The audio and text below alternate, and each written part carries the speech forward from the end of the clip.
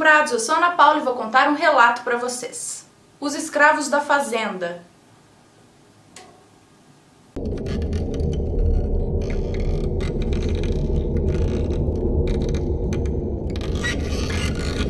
O moço que nos conta esse relato diz que durante a faculdade ele fez várias amizades e muitas dessas pessoas tiveram contato com coisas sobrenaturais. Dentre essas pessoas havia uma com quem ele estudou apenas um ano, mas com quem ele se identificou muito. O nome dela era Paula, uma morena bastante falante, mas bem reservada com estranhos. Mas ela dizia que gostou dele de cara.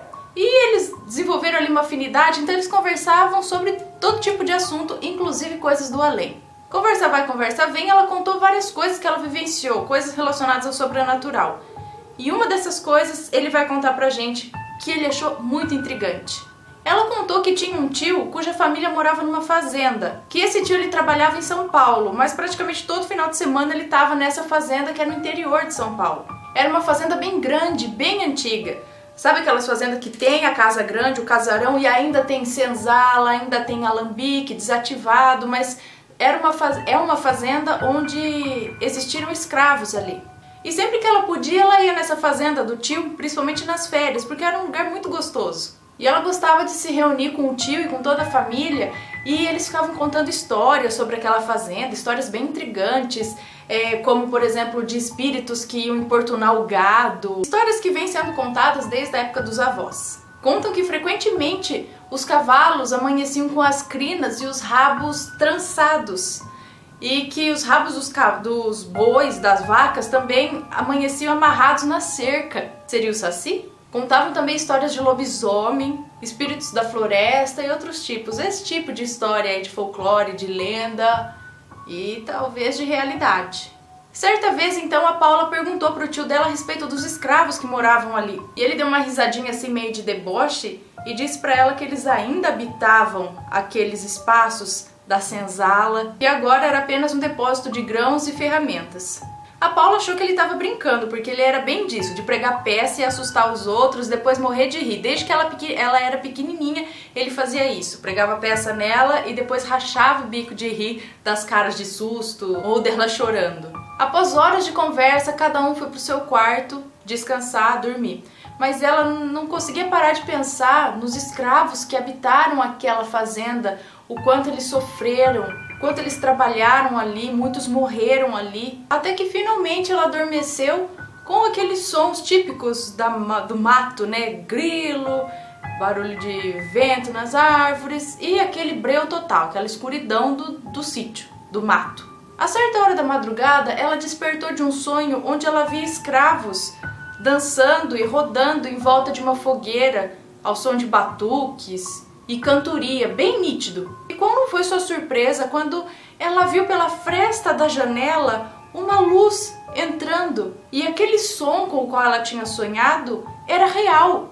Ela agora estava acordada e estava ouvindo aquele som que vinha lá de fora. Ela realmente estava ouvindo ali no terreiro que ficava abaixo da janela dela, que a janela dela do quarto era no segundo andar da casa. Então ela ouvia aquele som exatamente como ela havia sonhado ali no terreiro, embaixo da janela dela. Ela ficou atônita, imaginou até se não poderia ser o tio dela pregando mais uma peça nela, mas, aquela hora da madrugada.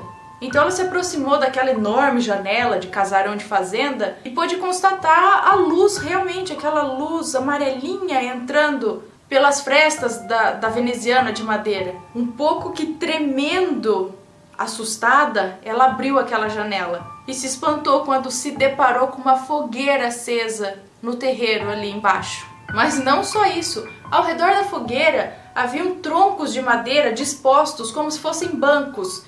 E nesses troncos de madeira haviam negros sentados, cantarolando, outros dançando, batendo palmas ao ritmo dos atabaques. Um pouco mais próximo à fogueira havia alguns negros sem camisa, com calça caque, suados, dançando juntamente com outras negras, que usavam roupas claras e algumas com lenço na cabeça. E eles entoavam um cântico bem peculiar africano. Ela diz que devia ter uns 40 escravos ali, que ignoraram totalmente a presença de alguma outra pessoa ali, por exemplo a dela. Ela estava ali, com a janela aberta, paralisada, contemplando aquela cena na frente da janela dela. E eles rodavam por lá como se ela não existisse ali, como se ela não estivesse ali. Então no solavanco ela saiu da janela, bateu a janela porque ela tinha que falar isso pro tio dela. Ela foi correndo no quarto do tio pra mostrar aquilo, porque aquilo era real demais pra ser só uma visão, um sonho. Ela bateu na porta do quarto do tio dela, um pouco sem graça, mas totalmente alarmada. Então ele respondeu lá de dentro que ela podia entrar. E ela falou com uma voz um pouco baixa pro tio dela seguir